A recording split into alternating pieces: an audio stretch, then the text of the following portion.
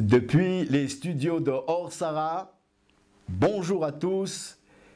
Nous continuons notre série sur les questions, les réponses aux questions de la vie et aux questions que les gens nous posent dans la rue ou qu'on se pose nous-mêmes. Et cette fois-ci, nous allons aborder le thème de la science et la Torah. Alors, avant de commencer le cours, et chaque fois que on parle de science et Torah, ça me rappelle en tout cas une blague que je vous raconterai et vous comprendrez pourquoi par la suite. Alors la blague, et du moins si vous ne suivez pas tout le cours, vous aurez au moins cette blague. Et on dit souvent que c'est les blagues qui sont les choses les plus importantes dans les cours. C'est l'histoire d'un homme qui est extrêmement riche, un très grand industriel, et qui a tout, qui peut tout se payer, et qui est blasé de tout. Et la seule chose qu'il ne peut pas se payer, c'est le secret de la vérité. Alors le secret de la vérité, ça le hante, et il en est tellement perturbé que ça perturbe aussi toute sa vie familiale. Il va dépenser des sommes folles, il va gaspiller toute sa fortune pour avoir le secret de la vérité. Et finalement, il le trouve il trouve où se trouve le secret de la vérité, dans une revue où il y a une publicité pour un certain gourou qui se trouve au sommet de l'Annapurna dans l'Himalaya et qui possède le secret de la vérité. Alors, il vend tout ce qu'il a et il décide qu'avec l'argent, il ira faire l'expédition. Alors, bien sûr, la famille craque, sa femme demande le divorce, les enfants abandonnent, il a tout perdu, il a tout vendu, il ne lui reste qu'un petit pécule avec lequel il va se payer l'expédition pour le secret de la vérité, mais ça vaut la peine d'avoir tout perdu pour avoir ce secret-là. Il arrive au pied de l'Annapurna. Il va dépenser les derniers sous qu'il a pour se payer toute une suite de gens qui vont l'accompagner, des Indiens qui l'accompagnent sur le chemin, mais au fur et à mesure, la neige, le froid, la glace, le vent, ça devient insupportable et il a beau les arroser de dollars, finalement il ne lui en reste plus. Et l'équipage va l'abandonner petit à petit. On ne peut pas monter jusqu'au sommet de l'Annapurna, même si on est un Indien du coin. Et il avance tout seul dans la neige, dans le froid. Petit à petit, ses membres se glacent. Il n'arrive plus à avancer. Et quand même, malgré tout, il tente le tout pour le tout. Et il arrive au sommet de l'Annapurna. Et il voit au loin dans le brouillard une petite bicoque. Il se dit c'est la maison du gourou, j'y suis, mais malheureusement j'ai tout perdu et j'ai même perdu l'usage de mes membres puisque mes mains sont gelées, mes pieds sont gelés et je ne pourrai pas atteindre. Il réunit ses dernières forces et il dit j'atteindrai le gourou en rampant dans la neige puisque je ne peux plus bouger ni mes bras ni mes jambes et même si j'ai tout perdu, au moins j'aurai le secret de la vérité. Et il arrive en rampant tant bien que mal jusqu'à la porte et avec la tête, puisqu'il ne peut pas bouger les mains, il donne des coups dans la porte, toc, toc, toc. Il entend une voix qui lui dit « Entre mon fils, je t'attendais ». Et il pousse la porte avec sa tête et il rampe jusqu'au gourou et le gourou lui dit « Que veux-tu mon fils ?» Il lui dit « J'ai entendu que vous avez le secret de la vérité, pouvez-vous m'enseigner le secret de la vérité ?» Et le gourou, assis en tailleur, qui regarde fixement dans le vide l'infini, lui dit « Mon fils, le secret de la vérité, c'est un fleuve. » Alors le pauvre homme, il dit « Quoi? C'est un fleuve ?» Et le gourou, il se retourne, il dit « Pourquoi c'est pas un fleuve ?» Bon, alors... Pourquoi je vous raconte cette histoire? Lorsque je suis venu au studio d'Or Sarah pour l'intervention, j'ai rencontré quelqu'un à qui j'ai dit que j'allais parler de la science de la Torah. Il m'a dit ça n'intéresse personne. Et il a raison, et au moins vous avez la blague. Ça n'intéresse personne parce que le problème que posait la Torah à la science ou la science à la Torah est un problème qui est dépassé. Tout de suite, on va expliquer la chose. En fait, lui, ce qu'il voulait dire lorsqu'il m'a dit que ça n'intéressait personne, c'est que de nos jours, ce qui intéresse les gens, c'est comment gagner de l'argent. S'il y a un problème entre la science et la Torah, on ne va pas s'y attarder. Malheureusement, certains qui ne s'y attarderont pas auront le réflexe de dire nous ne sommes pas au XXe siècle, et nous ne sommes pas non plus au XXIe siècle, mais nous sommes encore au XIXe siècle, et là, la science est adorée en tant que déesse, et donc c'est la science qui a raison. Je m'explique, n'ayez pas les esprits trop clairs, parce que la science elle-même est extrêmement confuse, mais au XIXe siècle, il y a un phénomène de société, un phénomène de psychologie générale dans la société. On est les héritiers de ce qui s'est passé au niveau de la Révolution française dans le monde entier et de l'invasion de Napoléon. Et les révolutionnaires français, qui sont issus de ces mouvements philosophiques qui ont précédé la Révolution, ont voulu se débarrasser de Dieu, se débarrasser du bon Dieu parce que ça les gênait, et sous prétexte que toutes les affres de la civilisation depuis le Moyen-Âge et même avant venaient d'un esprit religieux qui entraînait tout ce que le Moyen-Âge avait eu de catastrophique dans l'histoire de la civilisation.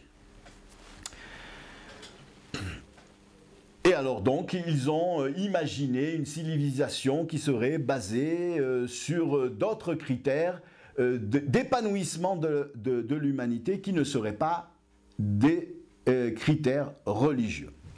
Malheureusement, ils ont oublié une donnée essentielle des archétypes de l'humanité, de l'inconscient collectif ou de la nécessité inconsciente du collectif, celle de la religion. L'homme est un animal religieux. L'homme est un animal qui ne peut pas se passer de sens. On peut vivre quelque temps sans sens de la vie, sans sens de l'existence, mais au bout d'un certain temps, eh bien, la vie n'a, c'est le cas de le dire, plus de sens, et la société ne peut plus être une société, elle devient une anarchie ou alors un amalgame catastrophique, ou un enchaînement catastrophique de relations humaines. L'homme a besoin d'un sens dans sa vie, et l'homme a besoin aussi de règles qui vont, par rapport à ce sens, régir les rapports entre les individus de la société. Et on va donc chercher un autre Dieu que Dieu. Et on l'a trouvé, c'est la science. C'est-à-dire, du moment que Dieu a été décapité, si on peut dire, pendant la Révolution française, eh bien, le siècle d'après, qui est le 19e siècle, finalement, va se trouver sans Dieu. Il ne reste plus que des hommes, et parmi les hommes, il y a ceux qui vont être plus doués que les autres pour observer la nature, pour observer ce qui se passe autour d'eux, et en déduire des conclusions qui vont régir les possibilités de s'épanouir et les possibilités de réaction et d'agglomération entre les individus. Et c'est donc les scientifiques. La science doit être donc adorée, puisque c'est le nouveau Dieu. Et d'ailleurs, Victor Hugo va faire une très belle déclaration poétique sur la déesse science. Je ne pense pas qu'il ait véritablement écrit ces choses-là de manière sarcastique. Il pensait que c'était effectivement le courant de son époque. On va être religieux, mais le nouveau Dieu, c'est la science, et le nouveau prêtre suprême, c'est le professeur, le scientifique, et avec ses docteurs de chaque matière qui l'entourent et qui sont finalement, et avec leurs élèves, etc., les différentes universités, les nouvelles églises, les nouveaux temples du nouveau Dieu. Et donc, on doit absolument, comme dans toutes les religions, la science devient une science totalitaire, et comme dans tous les totalitarismes religieux, eh bien, la vérité est uniquement dictée par le prêtre qui l'entend de son Dieu. Donc la vérité est dictée par le scientifique, c'est lui qui a le secret de la vérité dans l'existence, et c'est la science, son Dieu, qui le lui a dicté. Oui, eh bien là vraiment ça posait problème avec la Torah. Mais ça ne posera pas longtemps problème, parce qu'on va tourner la page du 19e et on rentre en plein dans le 20e siècle où toutes les choses vont être chamboulées. Alors, il faut dire qu'il y avait déjà une grande révolution en matière de science en ce qui concerne la théorie de la gravitation. Jusqu'à Newton, depuis la nuit des temps, depuis l'époque des Grecs, on imaginait que si les corps tombent vers le bas, c'est-à-dire si je lâche un corps, un stylo par exemple ici, il va tomber en bas, l'eau coule vers le bas, c'est que en fait il y a une force qui s'appelle l'éther et qui est extra-atmosphérique et qui presse l'atmosphère, une force qui va se traduire dans l'atmosphère, sur notre planète, par le fait que les objets vont être attirés vers le centre de la planète. Arrive Newton avec son fameux pommier, la pomme qui lui tombe sur la tête, et à ce moment-là, il bouleverse tout le système, et finalement, c'est l'attraction des gros éléments par rapport aux petits éléments, et la loi est que les forces attractives et repulsives sont inversement proportionnelles au carré de leur distance, et donc les corps sont attirés par la masse terrestre sur la Lune. Il y aura une autre attraction qui sera l'attraction lunaire, et quand on est au point entre les deux attractions, eh bien les objets flottent en l'air. Ah ben c'est parfait, et ça devient le dieu de la science mécanique jusqu'au XXe siècle, où à nouveau tout est bouleversé avec l'apparition des substances ou des corps subatomiques et les fameuses théories qui vont être développées autour de la théorie de l'incertitude de Heisenberg, avec des noms comme Niels Bohr et Einstein et ce fameux Heisenberg.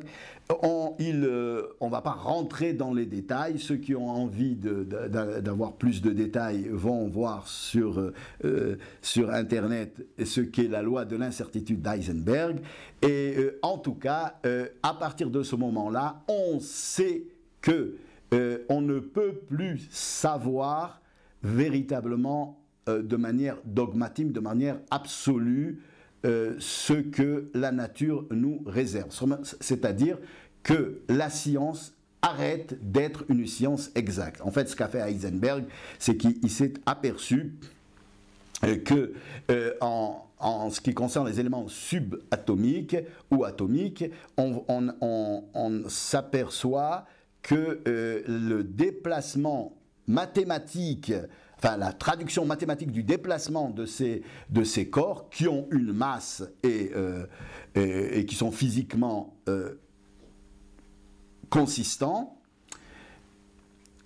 est un phénomène ondulatoire. Et si c'est un phénomène ondulatoire, ça va poser problème par rapport à à la possibilité de repérer où est l'objet, puisque l'objet se déplace de manière linéaire quand mathématiquement son déplacement est ondulatoire. Alors, si vous avez l'esprit embrouillé après ma démonstration, eh bien c'est exactement ce que voulait Heisenberg quand il a déduit de ses observations que finalement la science ne pouvait pas affirmer où se trouvait un objet qui se déplace à une certaine vitesse, parce qu'on ne peut avoir qu'un champ de probabilité de trouver l'objet, mais l'objet massique ne présentera jamais de possibilité de repérer son mouvement. Justement, si on a sa vitesse et son poids, eh bien, plus grande sera cette précision, plus petite sera la possibilité de déterminer où se trouve l'objet. On aura une approximation de probabilité que l'objet se trouve là ou là. Et ça va causer des guerres entre les scientifiques. Au départ, Einstein et Niels Bohr qui vont se battre. Einstein n'est pas d'accord, il dit c'est impossible, Il faut dire que déjà, on avait compris que en ce qui concerne les théories, en ce qui concerne le monde du petit, du subatomique ou de l'atomique, toute la détermination aristotélicienne, c'est-à-dire depuis Aristote, on savait qu'il y avait un lien de cause à effet obligatoire lorsque on avait quelque chose de construit avec un poids, une vitesse, une masse qui se déplace d'une manière mécanique dans l'univers. À partir de ce XXe siècle, en ce qui concerne le monde atomique, tout est chamboulé. Ce n'est plus du tout une mécanique classique qui régit les choses, c'est une autre mécanique qu'ils vont appeler mécanique quantique. À ce moment-là, toutes les anciennes théories sont bouleversées, et lorsque apparaît la loi de l'incertitude d'Heisenberg, Einstein se révolte et il dira à Niels Bohr, son camarade, et je ne peux pas y croire, parce que le Créateur, le bon Dieu, ne joue pas au dé. C'est-à-dire il ne peut pas y avoir d'approximation, il faut absolument qu'on arrive à une certitude en science. Niels Bohr lui répondra une phrase qui va faire autorité et qui convaincra, pas tout de suite, mais après bien des expériences et des approfondissements, Albert Einstein. Il lui dira, eh bien, laisse Dieu faire comme il veut. Eh bien, on reprendra cette phrase parce que lorsqu'on parle donc de science et de Torah, à partir du XXe siècle, on sait que la science ne peut plus être une science exacte. Elle est une science approximative. La science ne décrit pas des phénomènes obligatoires, il décrit des probabilité que le phénomène soit obligatoire. Et ça, c'est sans compter le fait que les théories évoluent et on s'aperçoit que des théories extrêmement solides comme la mécanique qui part de démonstrations aristotéliciennes du système de la physique connue peuvent être complètement chamboulées quand on est dans l'infiniment petit, qui nous dit que dans l'infiniment grand, les choses sont telles qu'on le voit dans notre cadre cosmique qui avait donné naissance à la théorie aristotélicienne. En fait, bon, je donnerai deux autres exemples qui n'ont pas de rapport avec la théorie d'Heisenberg, mais qui ne viennent que montrer enfin, qui ne viennent que renforcer la modestie du scientifique. Je donnerai deux exemples. Le premier exemple, c'est un exemple Enfin, on a donné déjà l'exemple de Newton avec sa pomme, on en donne un autre, et je crois que dans le temps imparti à l'intervention, on n'aura pas le temps de donner une troisième exemple. Je donnerai le petit exemple d'une théorie freudienne en matière de psychologie qui a donné naissance à une expérience qui, au siècle dernier, a fait énormément de bruit. De très très nombreuses pages de thèses de doctorat ont été écrites sur cette expérience. De nombreux professeurs, ont eu leur titre, leur grade. De nombreux docteurs ont eu leur thèse, leur diplôme parce qu'ils ont travaillé sous l'influence de la confiance qu'ils faisaient à l'expérience. Eux-mêmes ont fait l'expérience. Eh bien, tout simplement, c'est une expérience pour mesurer le degré d'attachement en psychologie. On met un singe, ils ont mis un singe macaque à l'intérieur d'une cage. Ils mettent d'un côté de la cage un succédané de mer, c'est-à-dire un leurre de mer en mettant de la fourrure ou du feutre qui représente la fourrure de la mère macaque, de la mère singe. Et de l'autre côté, ils mettent un biberon et ils enferment le singe dans la cage et ils vont créer un input qui va terroriser le singe, le bébé singe. Ils font rentrer un genre de poupée avec un tambour qui fait du bruit. Le singe est affolé et on voit qu'il se précipite sur sa mère, enfin sa soi-disant mère. Il se frotte, il se colle à la fourrure qui a un succédané de fourrure de guenon, et puis au bout d'un certain temps, il se calme et il va boire son biberon. On refait l'expérience, on la refait une autre fois, on la refait 1 million de fois, et c'est toujours le même principe sur cette expérience du besoin d'attachement de l'enfant par rapport à la mère.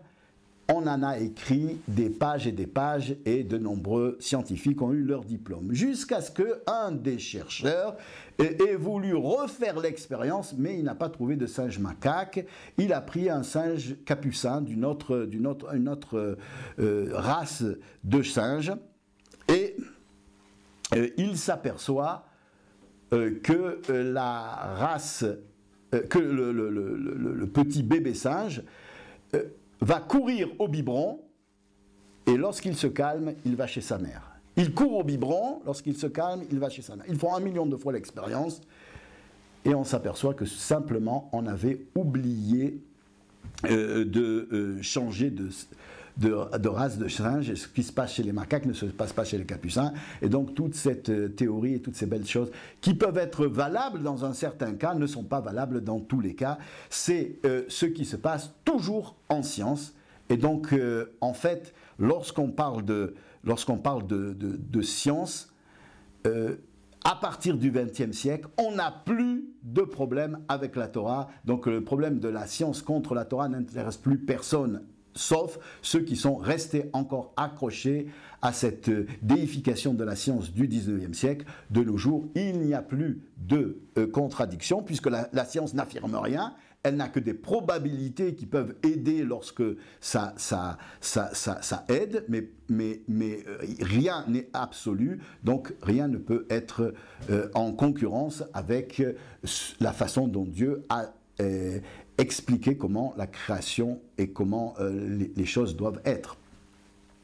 Et donc, je dirais qu'à partir du XXe siècle, nous sommes en présence, je le dirais de cette manière-là, pour résumer les choses, que le XXe siècle a permis la théorie du pouls sur la tête d'Einstein. Qu'est-ce que la théorie du pouls sur la tête d'Einstein? Imaginez un pouls sur la tête du savant.